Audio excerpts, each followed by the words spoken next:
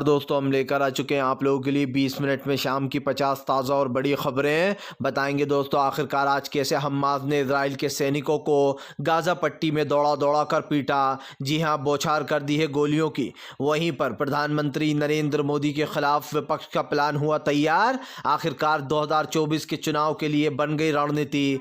कैसे केजरीवाल ने बीजेपी पर साधा निशाना और कहा कि बीजेपी को 24 में हराएंगे, सब होगा। अखिलेश यादव ने क्यों कहा कि लोकतंत्र के मंदिर में बीजेपी सेंध लगा रही है। 151 के सांसद सस्पेंड होने पर मचा बवाल। और क्यों आखिरकार दोस्तों हूती विद्रोहियों ने दे दी अमेरिका को खुली चेतावनी, नहीं बंद करेंगे युद्ध। तमाम खबरों पर होगी बात, लेकिन उससे पहले अगर आपने अब तक हमारे चैनल को सब्सक्राइब नहीं किया है तो जल्दी से कर लीजिए ताकि इस तरीके के वीडियोस आपको आगे भी मिलते रहे।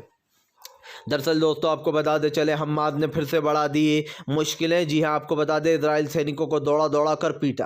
दरअसल आपको बता दें चले दोस्तों, कल गाज़ा में खूनी खेल चलता रहा, जहां एक तरफ हमास के लड़ाकों ने इजराइल सैनिकों को दौड़ा दौड़ा कर पीटा, बौछार कर दिया। अब तो हालत ये हो गई है कि इजराइल को अपने साथ डॉक्टरों की एक टीम लेकर घूमना पड़ रहा है। अब एक डॉक्टरों की टीम भी लगा दी गई है। आपको बता दें चले दरअसल इजराइल का बुरा हाल हो रखा है। हमास के लड़ाके इजराइलों को दौड़ा दौड़ा कर पीट रहे हैं, जिससे कहीं ना कहीं उनकी मुश्किलें बढ़ गई हैं।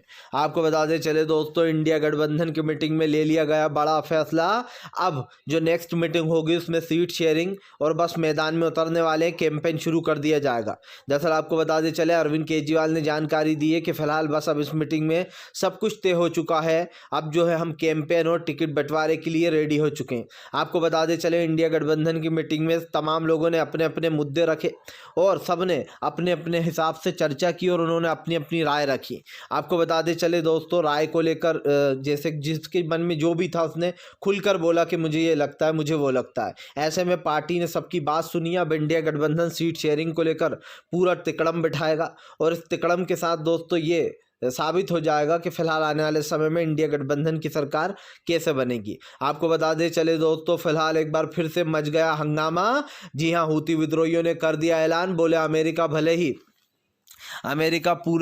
ही कुछ भी कर ले, लेकिन हम ये युद्ध रोकने वाले नहीं हैं। दरअसल यमन ने अमेरिका को फिर से एक बार चेतावनी देते हुए कहा कि फिलहाल मुजाहिदीन के बयान से उन्होंने कहा अमेरिका पूरी दुनिया को ही लामबंद करने में सफल हो जाए, लेकिन गाज़ा में नरसंहार बंद होने तक हमारी कार्रवाई नहीं रुकेगी।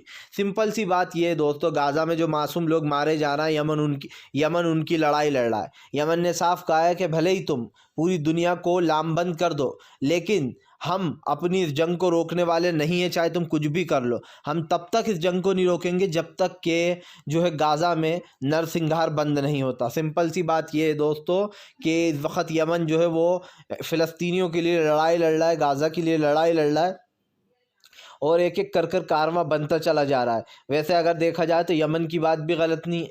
आप समझिए, जो लोग दोस्तों बड़े बात करते थे मानव अधिकार की, आज वो भी एंथनी गुटरेस वो भी चुप बैठे हुए हैं। आखिरकार अब कहाँ गया वो जो मानव के लिए उठता था कि संयुक्त राष्ट्र की बात होती थी।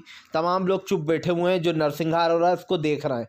आपको बता दें चले दोस्तों, फिलहाल एक बार फिर से अखिलेश यादव ने बीजेपी को दी नसीहत। अखिलेश बोले देश का लोकतंत्र हो जाएगा, ऐसे ख़त्म नहीं बच पाएगा देश का लोकतंत्र। दरअसल अखिलेश यादव ने कहा कि फिलहाल बीजेपी देश के लोकतंत्र को ख़त्म करना चाहती है।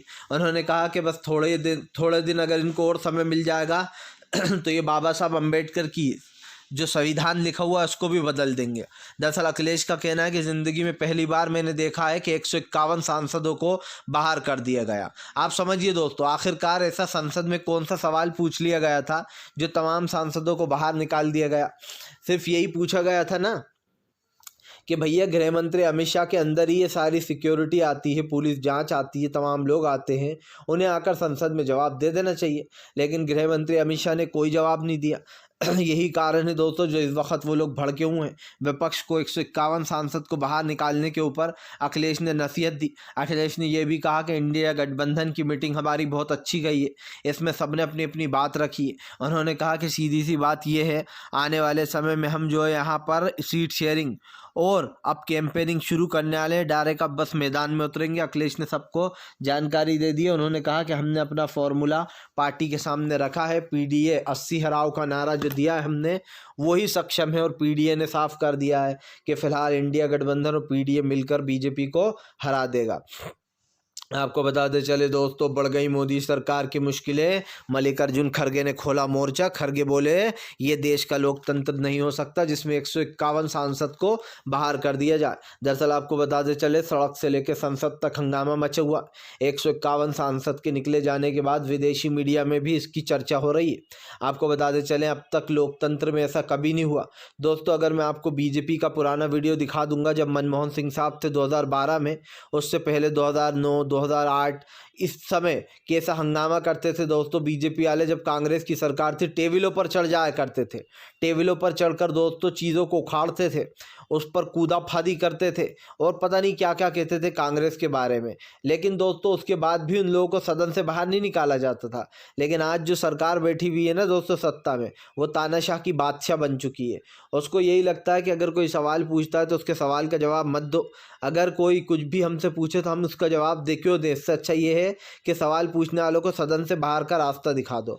भैया इन लोगों को जनता ने चुन के भेजा है, जनता ने इन्हें वोट दे के जिताया है, और आप चुने हुए एमपीज़ के साथ इस तरीके का व्यवहार कर रहा हो, ये बहुत गलत है दोस्तों।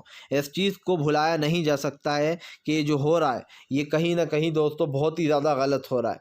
आपको बता दे चले दोस्तों, फिलहाल एक बार फिर से आपको बता दें, ईरान ने मलेशिया के साथ मिलकर दे डाली धमकी। ईरान बोला फिलहाल इजराइल को कर देंगे बर्बाद। इजराइल नहीं मानेगा। दरअसल लाल सागर को लेकर अब भिड़त हो गई है अमेरिका में और ईरान और मलेशिया ने साफ कह दिया है कि वो अमेरिका का साथ नहीं देगा। मलेशिया ने कहा कि अगर अमेरिका लाल सागर की लड़ाई में कूदेगा तो फिर हम भी इस लड़ाई में कूद जाएंगे। आपको बताते चले, एक बार साफ दिखाई दे रही है कि अब लाल सागर को लेकर ये जो जंग मची हुई है, इसको लेकर सीधा साफ ऐलान कर दिया गया कि अगर ऐसा कुछ भी होता है, कुछ भी किया जाता है, तो फिर हम भी इस लड़ाई में उतने ही उतरेंगे जितना आप उतर रहा। सीधी सी बात है दोस्तों। ये जो चीज़ें चल रही हैं, जिस पर ये तमाम मामला निकल कर सामने आया है, इसमें एक चीज़ तो तय हो चुकी है, इजराइल को अपने कदम पीछे लेना ही होंगे, क्योंकि इजराइल के पास इतना सपोर्ट नहीं है दोस्तों जितना कि हमास के पास है। हमास के साथ तमाम देश होते चले जा रहे हैं, एक के बाद एक तमाम देश जो है वो हमास का साथ दे रहे हैं। इससे एक चीज़ तो साफ़ हो जाती है कि आने वाले समय में दोस्तों मुश्किलें बढ़ने वाली हैं। हमास के इस पैतरे से कहीं ना कहीं पूरी तरीके से फेल हो गया है इजराइल, और इजराइल दोस्तों अब आप कहीं ना कहीं अपनी उल्टी गिनती शुरू कर दे, यही उसके लिए अच्छा होगा। आपको बताते चले दोस्तों, देश में नहीं हो बची है अब अर्थव्यवस्था। जी हाँ, आपको बताते चले, बीजेपी पे ऊपर जमकर गरजते हुए नजर आए राहुल गांधी। राहुल गांधी ने कहा कि देश में बेरोजगारी, संसद से लोगों को बाहर किया जा रहा है। जो लोग जनता का सवाल उठाते हैं, बीजेपी उनको बाहर कर रही है। राहुल गांधी ने कहा कि ये लोकतंत्र तो नहीं हो सकता है। कौन कहेगा दोस्तों कि ये देश का लोकतंत्र है जहां से सवाल पूछने वालों को खदेड़ कर बाहर निकाला जा रहा है। आपको बता दें, राहुल गांधी ने बीजेपी पर निशाना साधते हुए कहा कि बीजेपी हर सवाल से भागती है, उसे किसी भी सवाल का जवाब नहीं देना। राहुल गांधी ने साफ कहा कि बीजेपी सवालों का जवाब देना पसंद नहीं करती है। अगर दोस्तों कोई उससे सवाल पूछता है तो या तो उसे संसद से बाहर कर दिया जाता है, या फिर कोई और सवाल पूछता है तो उसको जेल में डलवा दिया जाता है। सीधी सी बात यह है दोस्तों, बायहुक व बायक्रुक बीजेपी चाहती है कि उससे कोई सवाल पूछे ही ना। तो समझ लीजिए फिर लोकतंत्र की ज़रूरत ही क्या है। जब आप एक तानाशाह सरकार चला ही रहा हो तो उसको अच्छे से ही चलाओ। साफ कह दो कि हम किसी को कुछ नहीं पूछने देंगे, किसी से कुछ नहीं बोलने देंगे, और ये चीज़ सबको सामने दिखाई दे रही है। आपको बता दें चले दोस्तों, फिलहाल भारतीय जनता पार्टी को लगा एक और बड़ा झटका। जी हाँ, आपको बता दें चले, ममता बनर्जी ने खोल दिया बीजेपी के खिलाफ मोर्चा। ममता बनर्जी बोली बीजेपी की तानाशाही है, पहले महुआ को निकाला और अब सांसदों को सस्पेंड कर रहे हैं। दरअसल दोस्तों बताया जा रहा है ममता बनर्जी ने बीजेपी को जमकर लपेटा। ममता बनर्जी ने इंडिया गठबंधन की मीटिंग ख़त्म होने के बाद कहा कि इन लोगों को हम दिल्ली से भगाएंगे, और दिल्ली से भगाने के बाद देश में जो गलत चल रहा है उन सब चीज़ों को सही किया जाएगा। यही नहीं, इंडिया गठबंधन की सरकार ने साफ कर दिया है कि सरकार बनते से ही सबसे पहले बीजेपी के कई ऐसे फैसले हैं दोस्तों जिससे जनता बहुत ज़्यादा नाराज़ है, उनको बदला जाएगा। आपको बताते चले, यही नहीं, ममता बनर्जी ने बोला जिस सांसदों को निकाला जा रहा है उनकी गलती क्या थी, उन लोगों ने बस सरकार से सवाल ही तो पूछा था। सीधी सी बात ये दोस्तों, ममता बनर्जी की बात में दम है। अगर कोई आपसे सवाल पूछेगा तो क्या आप उसको बाहर निकाल दोगे? और अगर आपको ये करना ही है तो फिर आप खुलेआम करो। फिर आप ये मत मतलब बहाने मत मारो। आप साफ कहो कि भैया देखो, हम तो तुम्हें बाहर निकाल रहे हैं और यही हमारा मोटिव है, यही हम चाहते हैं। बस तो फिर आपको खुलकर कहना चाहिए जो भी आपको करना है, क्योंकि जो मुझे दिखाई दे रहा है दोस्तों वो तो साफ है कि ये सरकार किसी भी हाल में ये सरकार दोस्तों सही होते हुए नहीं देखना चाहती। इस सरकार की एक ही नीति है, फिर किसी भी तरीके से विपक्ष को हराओ, विपक्ष को बाहर निकालो। अब जब सरकार को ये करना ही है तो वो खुलकर ही करे दोस्तों, है ना। सिंपल सी बात ये है। आपको बताते चले दोस्तों, प्रधानमंत्री नरेंद्र मोदी जल्दी ले सकते हैं जो गाज़ा के लिए कोई बड़ा फैसला बताया जा रहा, भारत मदद भेज सकता है। दरअसल आपको बताते चले, इजराइल और हमास की लड़ाई के बीच में दोस्तों कई बार ईरान ने कहा है कि भारत को अपनी क्षमता का यूज़ करना चाहिए और गाज़ा का साथ देना चाहिए। एक बार फिर से दोस्तों आपको बताते चले, फिलहाल गाज़ा पट्टी को लेकर सभी लोगों की मदद आ रही है। अब यहाँ से पता चल रहा है भारत भी बहुत जल्दी और एक और मदद भेज सकता है दोस्तों, क्योंकि गाज़ा पट्टी के हालात गाज़ा के बहुत बिगड़े हुए हैं दोस्तों। और इसी के साथ साथ खान यूनुस के भी अब हालात धीरे धीरे कर बिगड़ रहे हैं। इससे पहले दोस्तों मामला निकल जाए, इसको संभालने की ज़रूरत है। अब देखना ये भी है कि आने वाले कुछ महीनों में, कुछ चंद हफ्तों में क्या होने वाला है, क्योंकि यमन भी इस लड़ाई में है और ये लड़ाई काफ़ी आगे बढ़ती चली जा रही है। आपको बताते चले दोस्तों, फिलहाल बीजेपी को नहीं है इंसानों की कदर। जी हाँ, फ़ारूक अब्दुल्ला ने बीजेपी पर साधा निशाना। दरअसल फ़ारूक अब्दुल्ला का कहना है कि फ़िलहाल लगातार सांसदों को सस्पेंड किया जा रहा है। 370 पर भी फ़ारूक अब्दुल्ला ने कहा कि वो बहुत ही दुर्भाग्य फैसला था और वो उसके पक्ष में नहीं है। फ़ारूक अब्दुल्ला ने कहा कि 370 पर जो फैसला आया वो बहुत दुखद था, लेकिन इससे भी ज़्यादा दुख की बात यह है कि आज लोगों को बोलने नहीं दिया जा रहा है।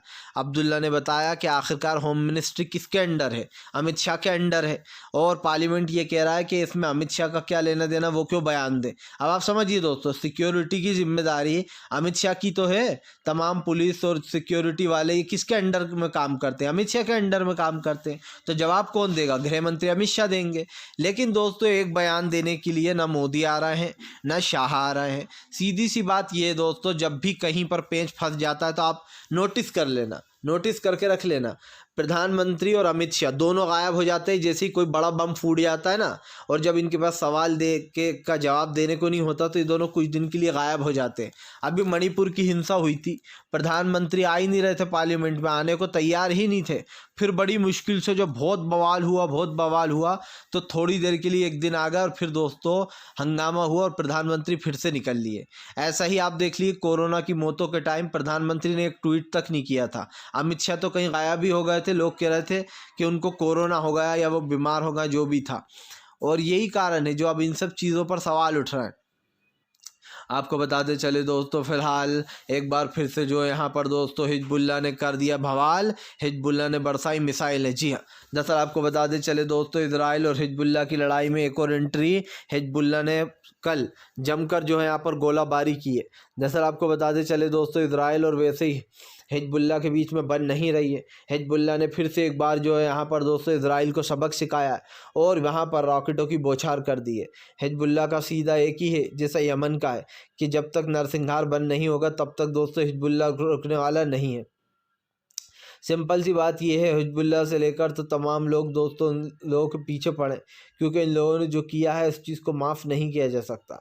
लेकिन अब इस चीज़ के ऊपर यह भी देखना होगा कि आखिरकार हिजबुल्लाह के नटेकों का अब इजराइल क्या करेगा, क्योंकि हिजबुल्लाह रुकने को तैयार नहीं है और उसने ये साफ कर दिया है कि वो नरसंहार तक वो भी चुप बैठने वालों में से नहीं है। आपको बताते चले दोस्तों, जया बच्चन ने निकाली मोदी सरकार पर भड़ास।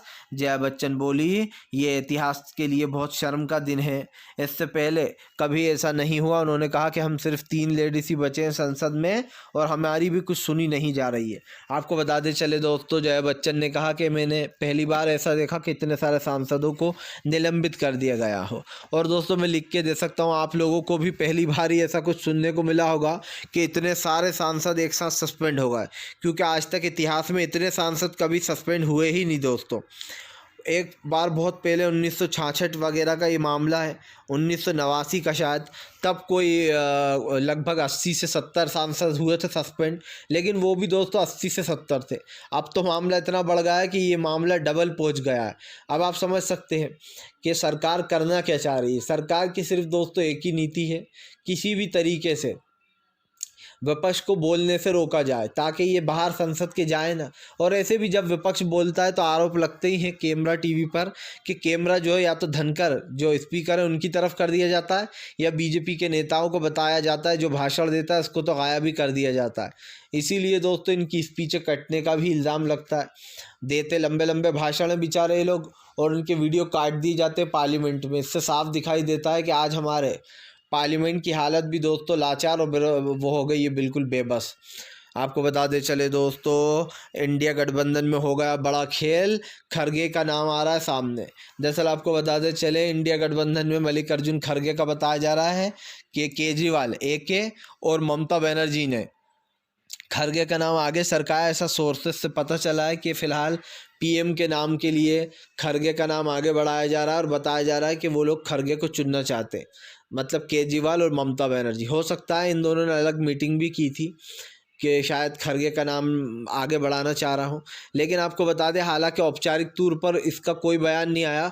अभी भी वही कह रहा है विपक्ष के लोग कि PM का चेहरा मानने नहीं रखता है। मुझे तो ज़्यादातर दोस्तों राहुल गांधी का ही लग रहा है कि राहुल गांधी ही हो सकते हैं इंडिया गठबंधन का चेहरा।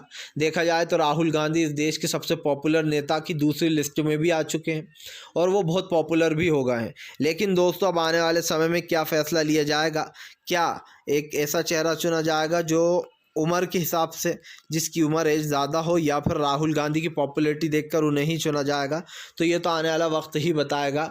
लेकिन आपको बता दें बस अब सब कुछ जल्दी होगा। साफ कर दिया गया कि अब बस सीट शेयरिंग को लेकर कैंपेन शुरू कर दिया गया और हम मैदान में उतरने वाले हैं। अब हम मैदान में उतरने को तैयार हैं। वो विपक्ष ने एक बहुत अच्छी बात भी बोली है। उसने कहा है कि हमारी ये चर्चा हुई है कि अगर हम गठबंधन के लोग हैं, एक साथ हैं, तो हमें एक साथ दिखना भी चाहिए, तभी जनता को उस पर भरोसा होता है और जनता दोस्तों उसको ज़्यादा महत्व देगी। इसीलिए इस पर सहमति बन गई है कि सब लोग एक साथ ही रहेंगे। और दोस्तों मुझे ऐसा लगता है बयानबाजी रोक देना चाहिए।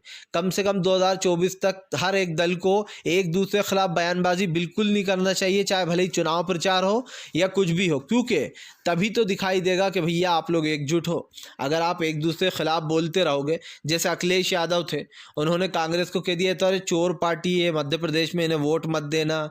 अब अगर आप एक गठबंधन में आप खुद ही कह रहे हो कि कांग्रेस चोर है, तो लोग तो यही सोचेंगे कि आप अपने फ़ायदे के लिए गठबंधन में आए हो, क्योंकि कल तक तो आप भी उसको चोर बता रहे थे कांग्रेस को मध्य प्रदेश में। तो इसीलिए मैं कह रहा हूँ कि कम से कम इन बयानबाजियों को रोकना चाहिए अगर सच में इंडिया गठबंधन को और मजबूत करना है और लोगों को ये संदेश देना है कि देखो हम एकजुट हो चुके हैं। आपको बताते चले दोस्तों, फिलहाल इजराइल हमास की जंग के बीच में जो यहाँ पर हूती विद्रोहियों के विद्रोह से डर गया अमेरिका। दोस्तों अमेरिका और इजराइल की बोलती हुई बंद।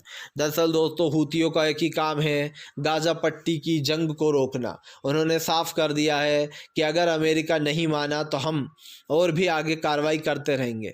दरअसल दोस्तों अमेरिका धमकी दे रहा है कि वो हूतियों के ऊपर हमला कर देगा, लेकिन हूतियों ने साफ कह दिया है कि वो 20 लाख मुजाहिदीन के साथ तैयार है।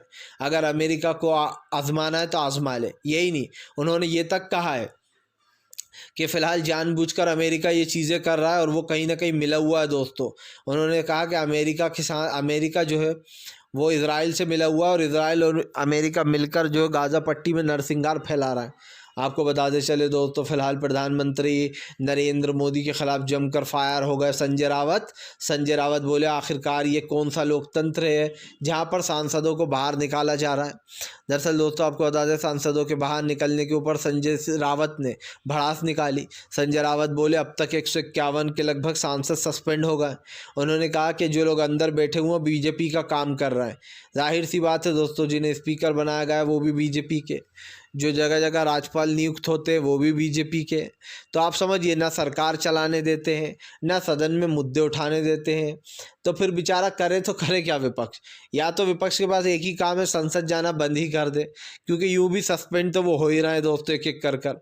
विपक्ष को काम करना चाहिए, जैसे ही दिन शुरू हो, मतलब जैसे ही सेशन शुरू होते हैं पार्लियामेंट के, चाहे वो दोस्तों विंटर सेशन हो या फिर जो यहाँ पर समर सेशन हो, जो भी है, मानसून सत्र हो, इन सब को बाइकआउट कर देना चाहिए और धरना देना चाहिए गांधी जी की प्रतिमा के नीचे शुरू से ही। आपको बता दें दोस्तों, अगर आपको वीडियो अच्छा लगता है तो कृपया लाइक करें, चैनल पे पहली बार आए।